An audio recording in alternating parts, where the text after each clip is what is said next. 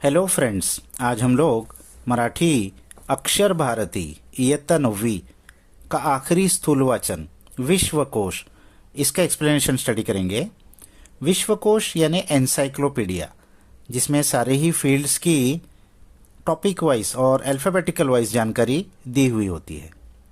तो तुमच्या शाळेच्या अथवा तुमच्या गावातील सार्वजनिक ग्रंथालयात तुम्ही गेलात तर अनेक जाड मोठी पुस्तके असलेलं काचेचं कपाट तुमचं लक्ष वेधून घेईल।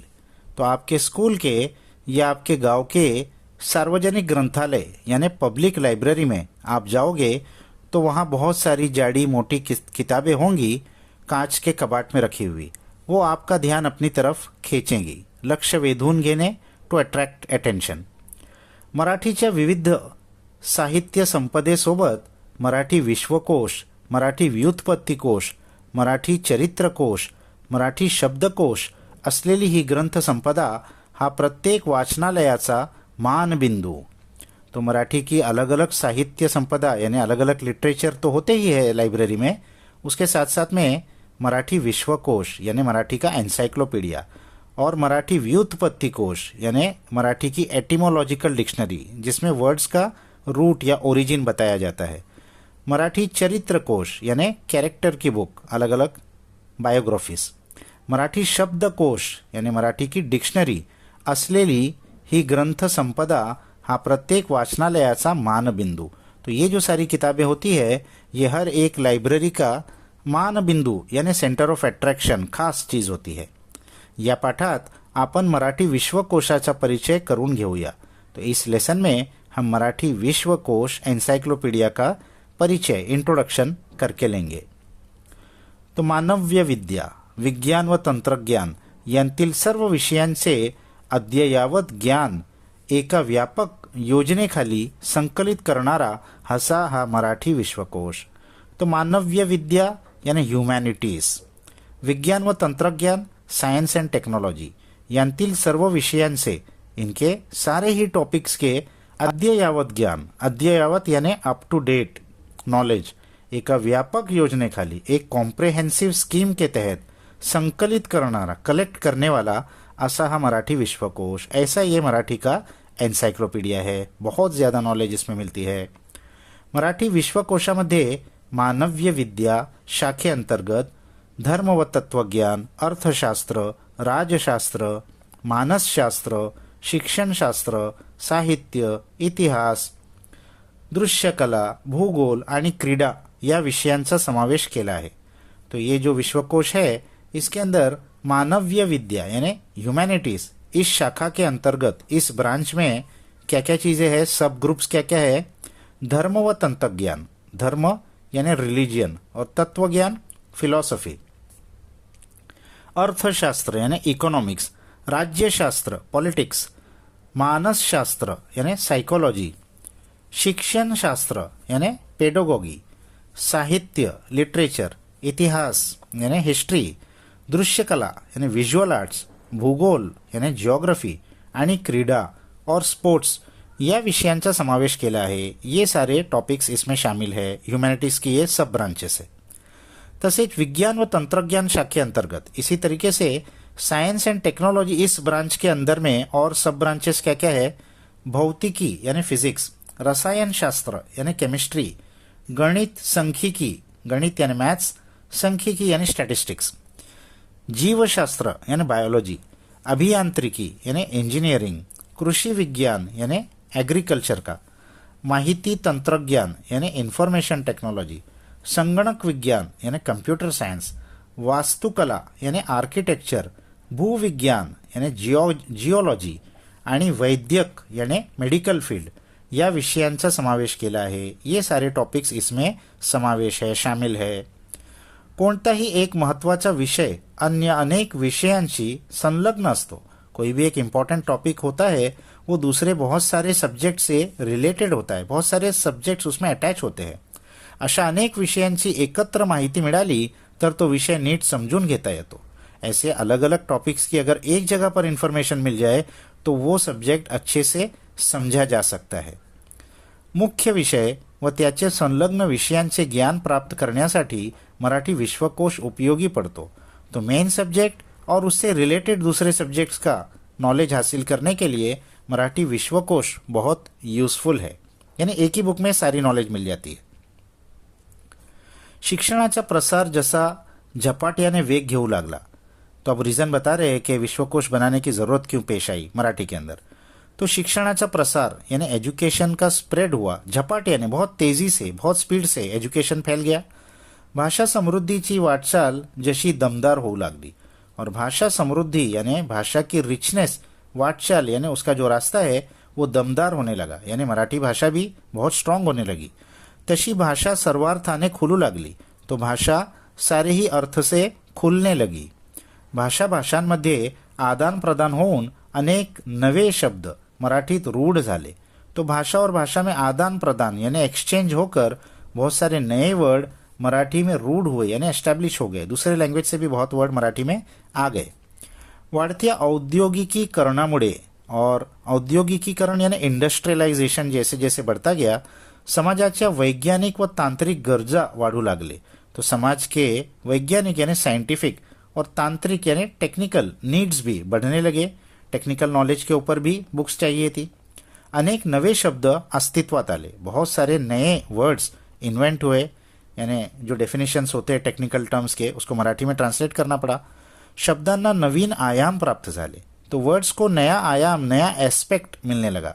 त्याचबरोबर सर्व विषय संग्रहक विश्वकोशाची गरज निर्माण झाली, और इसी के साथ जो सारे ही टॉपिक्स को कवर करता हो ऐसा विश्वकोश एनसाइक्लोपीडिया मराठी में होना चाहिए, इसकी गरज, इसकी नीड पैदा हो गई.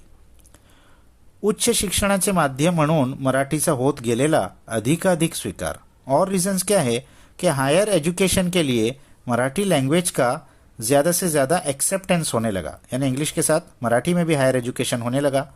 मराठीमध्ये निर्माण झालेली संदर्भ ग्रंथांची तीव्र गरज आणि शासन व्यवहाराची भाषा म्हणून राज्य पातळीवर मराठीला मिळालेली मान्यता. तो मराठीमध्ये निर्माण झालेली संदर्भ ग्रंथांची तीव्र गरज.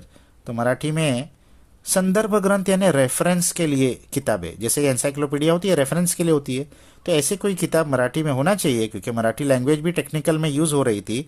इसकी बहुत तीव्र गरज, बहुत ज़्यादा नीड महसूस होने लगी. और शासन व्यवहाराची भाषा म्हणून यानी गवर्नमेंट के जो कामकाज की भाषा, उसको महाराष्ट्र के अंदर उसको मराठी को रखा गया.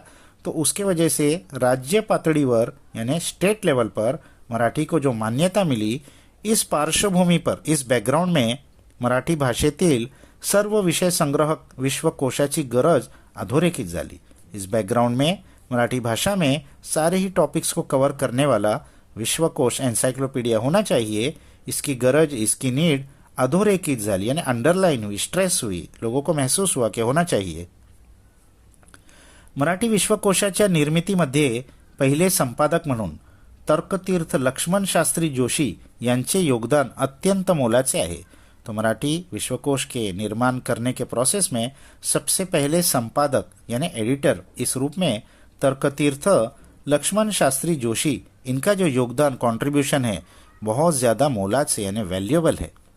तसेच मराठी विश्वकोशाचा परिचय करून घेताना, इसी तरीके से मराठी विश्वकोश का इंट्रोडक्शन करते हुए ज्ञानकोशकर डॉक्टर श्रीधर व्यंकटेश केतकर यांचेही कृतज्ञतापूर्वक स्मरण करणे आवश्यक आहे. तो डॉक्टर श्रीधर वेंकटेश केतकर, इनका भी कृतज्ञतापूर्वक यानी बहुत ग्रैटिट्यूड के साथ, एहसान मानते हुए स्मरण यानी इनको याद रखना, इनको रिमेंबर करना भी ज़रूरी है. इन्होंने बहुत बड़े बड़े काम किए हैं इसके निर्माण में. स्वातंत्र्य पूर्व काळात त्यांनी केलेली कामगिरी विशेष उल्लेखनीय आहे.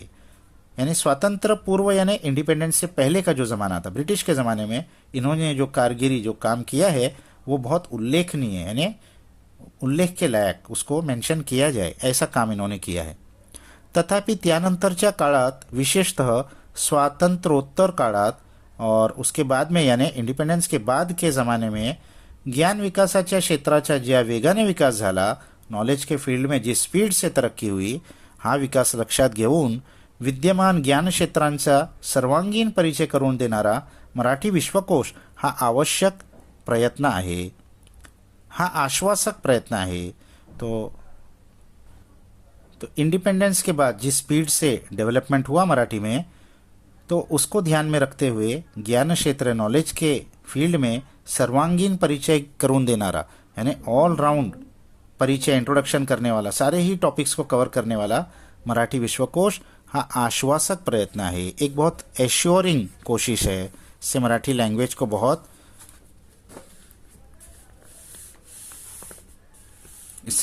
बहुत भर मिला है इसके डेवलपमेंट में।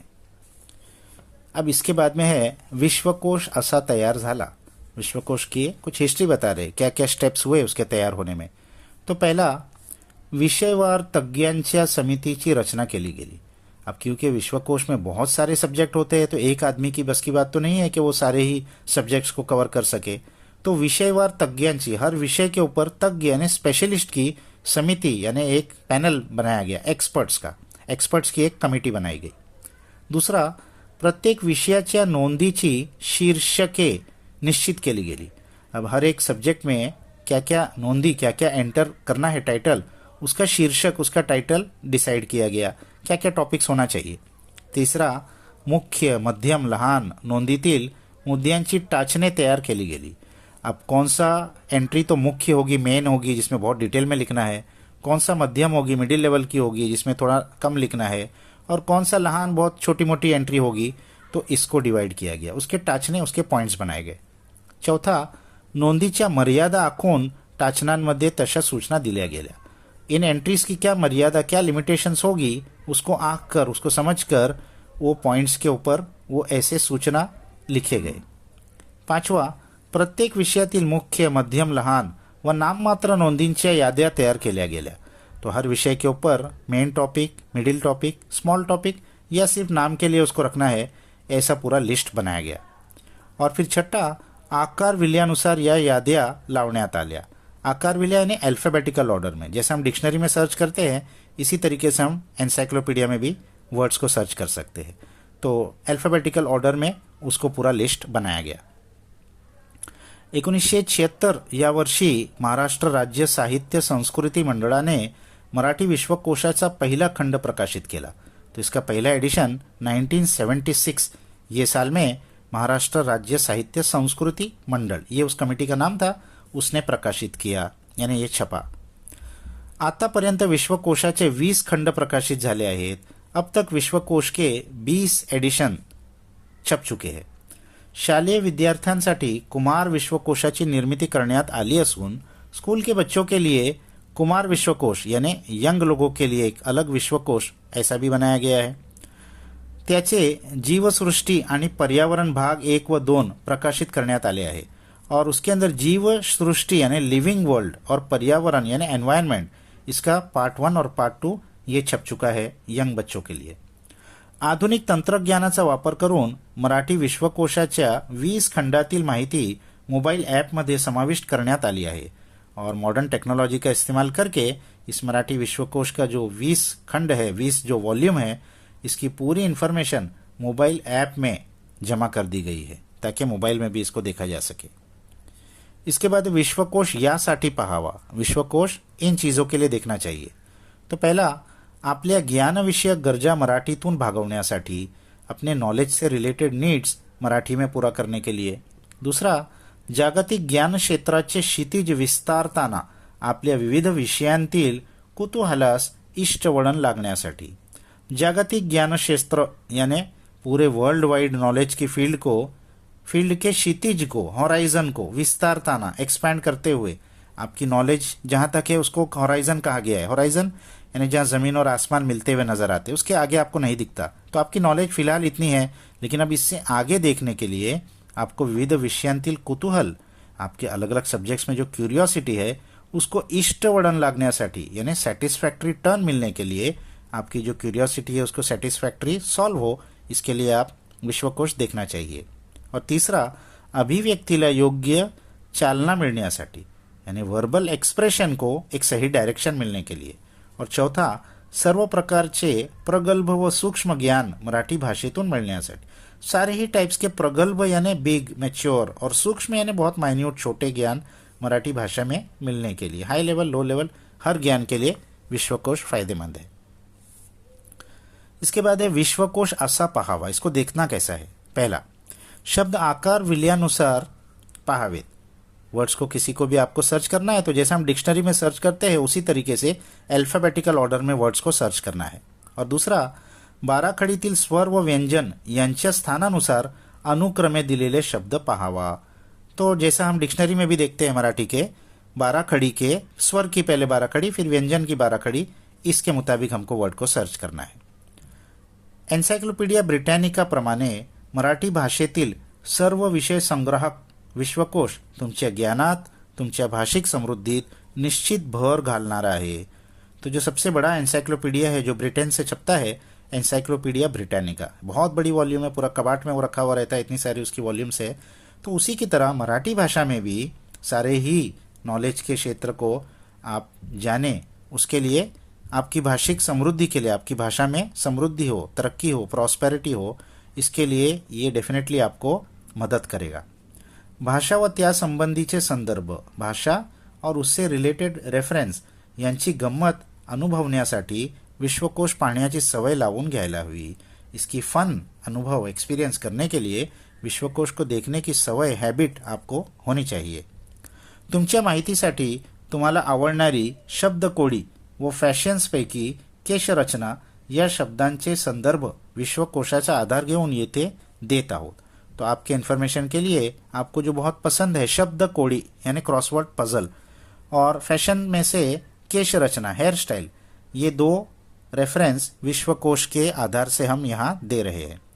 तुम्हाला आवडणारे कोणतेही शब्द, त्यांचे अर्थ, संदर्भ विश्वकोशातून शोधा व भाषेचे अनोखे अंग जाणून घ्या।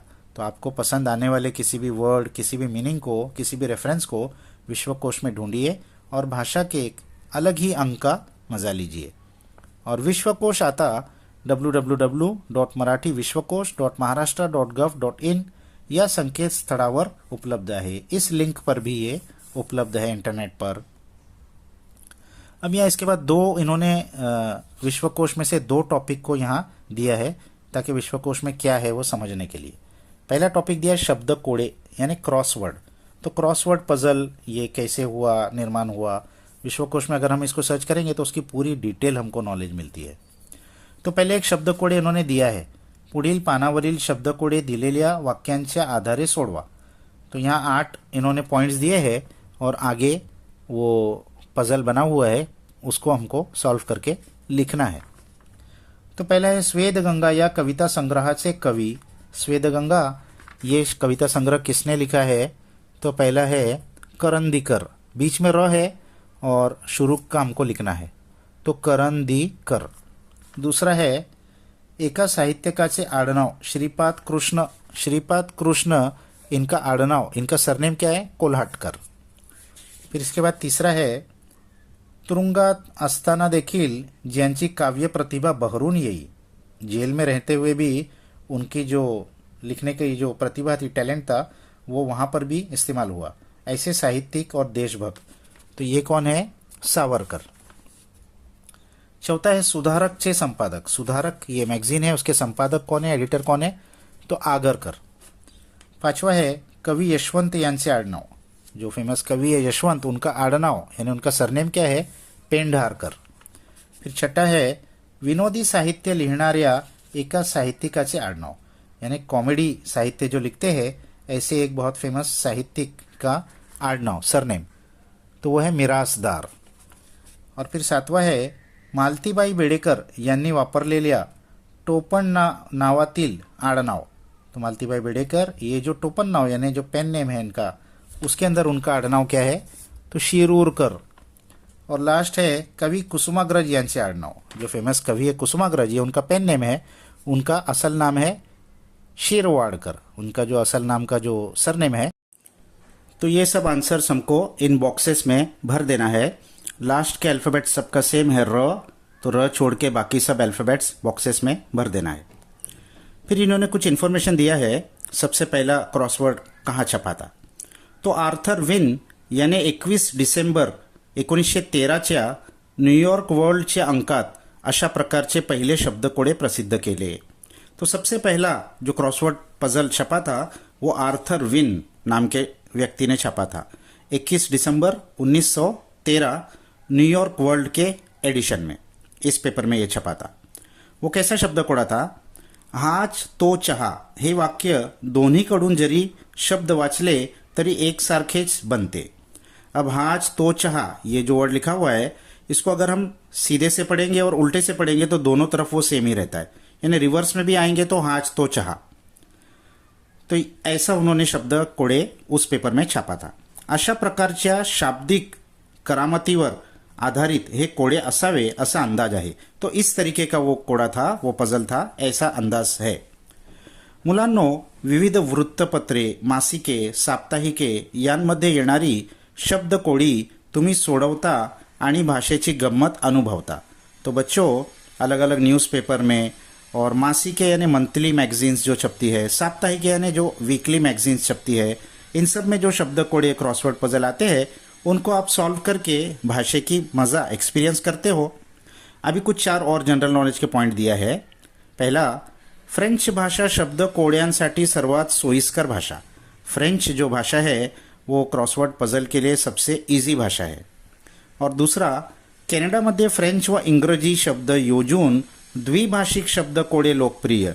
कनाडा में फ्रेंच और इंग्लिश ये दोनों वर्ड्स मिलाकर द्विभाषिक यानी 2 भाषा के शब्द कोडे होते हैं। और तीसरा, रशियामध्ये शब्द कोड्याचा वापर प्रचारासाठीही। रशिया में क्रॉसवर्ड पजल का इस्तेमाल प्रचार के लिए, पब्लिसिटी के लिए भी किया जाता है। और चौथा, शब्द कोड्यासाठी चीनी भाषेचा अपवाद। क्रॉसवर्ड पजल चीनी भाषा में बहुत कम है, उसका अपवाद यानी वो एब्सेंट है, इसमें से चीनी भाषा में नहीं होते ज़्यादा। इसके बाद दिया है शब्द कोड्यांचे प्रकार, क्या क्या उसके टाइप्स है। तो पहला दिया वर्तुळाकार यानी सर्क्युलर। दूसरा, बदामाच्या आकाराची यानी बदाम के शेप की, आलमंड के शेप की। तीसरा, फुलीच्या खुणेच्या आकाराची यानी क्रॉस शेप में, एक्स शेप में। उसके बाद में शास्त्रीय किंवा गुप्त लेखनाची, तो क्लासिकल या कोई सीक्रेट राइटिंग में। और चौकोनांची कोडी, शेप में उसके स्क्वायर भी होता है। चित्र चौकटी या तो कोई पिक्चर के अंदर भी होता है। साम्यकारी यानी इक्वल, दोनों तरफ से इक्वल ऐसा डायग्राम होता है। और अनियमित आकाराची या तो कोई बहुत ही इरेग्युलर शेप का भी होता है। अशा कल्पनांवर आधारलेले अनेक प्रकार रूढ आहेत। तो ऐसे आइडियाज़ के ऊपर आधार किए हुए बहुत सारे इसके टाइप्स रूढ है यानी एस्टॅब्लिश्ड है। संगणकीय खेळांमध्ये विविध प्रकारच्या शाब्दिक कोड्यांचा समावेश होतो। कंप्यूटर के ऊपर भी आजकल बहुत सारे ये क्रॉसवर्ड पजल आ रहे हैं, तो उसके अंदर भी बहुत सारे टाइप्स के क्रॉसवर्ड पजल कंप्यूटर में भी आते हैं, गेम्स में। प्रसिद्ध विधान अथवा अवतरण देऊन त्यांचे लेखक ओळखण्यास सांगणे, क्या क्या टाइप है उसका? कोई किसी फेमस आदमी का फेमस सेइंग या डायलॉग देकर उसको आइडेंटिफाई करो। दूसरा, एका शब्दातील अक्षरे फिरवून नवीन शब्द तैयार करने। कुछ वर्ड दिया होता है, उसके अल्फ़ाबेट्स को घुमा फिरा के उसमें से ही कुछ नया वर्ड बनाना, इस तरीके से होता है। या तीसरा, काही शब्दांतील रिकाम्या अक्षरांच्या जागा भरणे। अल्फ़ाबेट्स दिए होते हैं, उसके अंदर के बीच बीच के एक वर्ड के अल्फ़ाबेट खाली होते हैं, वो हमको भरना होता है। इस तरीके के पजल्स ज़्यादा करके होते हैं। अब इसके बाद में दूसरा टॉपिक इन्होंने लिया है केशभूषा यानी हेयर स्टाइल। तो आजकाल केसांच्या वेगवेगळ्या स्टाइल्स करणे तुम्हाला सर्वांना आवडते। आजकल बालों का अलग अलग हेयर स्टाइल करना आप सबको पसंद है। पण मुलांनो, तुम्हाला आश्चर्य वाटेल, लेकिन बच्चों आपको बहुत सरप्राइज होगा की पौराणिक काळापासून आकर्षक केश रचनेचे आकर्षण सर्व समाजात होते। कि पौराणिक यानी पुराने ज़माने से, एंशियंट टाइम से आकर्षक केश रचना यानी अट्रैक्टिव हेयर स्टाइल बनाना ये पुराने ज़माने से चला आ रहा है। केशभूषेत अंतर्भूत असणाऱ्या गोष्टी, केशभूषा के अंडर क्या क्या चीज़ आती है, अंतर्भूत उसके अंडर। पहले इन्होंने दिया केस कापने यानी बालों को कट करना, धोने उसको धोना, नीट करने उसको सही करना, विंचरने उसमें कोम्ब करना, कंघी करना, कुरड़े करने यानी उसको कर्ल्स बनाना, या तो फिर सरल करने उसको स्ट्रेट करना। ये सब चीज़ें केस रचना में आती है। आदिम लोक केसांना मातीचा लेप लावून आपला पराक्रम व गुण वैशिष्ट्ये दाखवण्याकरिता त्यात विजय चिन्हे आणि पदके लावत। जो पुराने ज़माने के लोग थे वो बालों में मिट्टी का लेप लगाकर और उसमें अपना पराक्रम, बहादुरी या गुण वैशिष्ट्य, कुछ क्वालिटी दिखाने के लिए उसमें विजय चिन्ह या पदक यानी मेडल्स लगाते थे। अब इसमें उद्देश्य दिया है यानी मकसद क्या है, पर्पस क्या है हेयर स्टाइल का। तो केशभूषेचा मुख्य उद्देश्य, हेयर स्टाइल का मेन पर्पस क्या है। मेन पर्पस इन्होंने दिया है आकर्षकता किंवा सौंदर्य वाढवणे, अट्रॅक्टिव्हनेस या ब्यूटी को बढ़ाना, ये तो मेन पर्पस है। और केशभूषेचा सामाजिक उद्देश्य, एक और उसका सोशल पर्पस भी है, वो क्या है, सामाजिक संकेतानुसार प्रतीकात्मक केशभूषा, यानी सोशल वैल्यूज के हिसाब से सिंबॉलिक केशभूषा हेयर स्टाइल, यानी कोई कंट्री के खास हेयर स्टाइल होते हैं उससे हम पहचान सकते हैं कि हाँ ये इस कंट्री की महिला होगी, सांकेतिक सिंबॉलिक। उसके बाद दिया है केशभूषेचा उगम यातून झाला असावा, केशभूषे का उगम यानी ओरिजिन शायद यहाँ से हुआ होगा। केस इतरांना दिसू न देण्याचा पुरातन स्त्रीच्या प्रयत्नातून केशबंधनाची कल्पना पुढे आली असावी। अब वो कह रहे हैं कि पुराने ज़माने की औरतें अपने बाल दूसरों को नहीं दिखना चाहिए, ये उनकी कोशिश होती थी, इसमें से ये अलग अलग तरीके से बालों को बांधने का तरीका इन्वेंट हुआ होगा। और लास्ट में वो दे रहे हैं अजिंठा, वेरूळ, कोणार्क, खजुराहो येथील शिल्पाकृतीत आढळणाऱ्या स्त्री पुरुषांच्या केशरचना उल्लेखनीय आहेत। अब ये जो अजिंठा, वेरूळ, कोणार्क, खजुराहो ये पुराने केव्स या तो मंदिर है जिसमें बहुत सारी मूर्तियाँ बनी हुई है। शिल्पकृति यानी स्कल्पचर्स, तो उसके अंदर बहुत सारे मेल और फीमेल्स के पिक्चर्स बने हुए हैं जिनके अलग अलग हेयर स्टाइल्स है, तो वो बहुत उल्लेखनीय मेंशनेबल है, बहुत पुराने ज़माने के हैं। या प्राचीन केशरचनांचे अनुकरण भारतीय स्त्रिया करताना आढळतात। तो ये प्राचीन जो एंशियंट हेयर स्टाइल है इस पेंटिंग्स में और इन स्कल्पचर्स में दिखाया है, उनका अनुकरण यानी उनको फॉलो भारतीय स्त्रियां करती है अभी तक। तो यहाँ ये लेसन ख़त्म हो गया। इसके क्वेश्चन आंसर्स हम पहले ही वीडियो में दे चुके हैं। नेक्स्ट वीडियो तक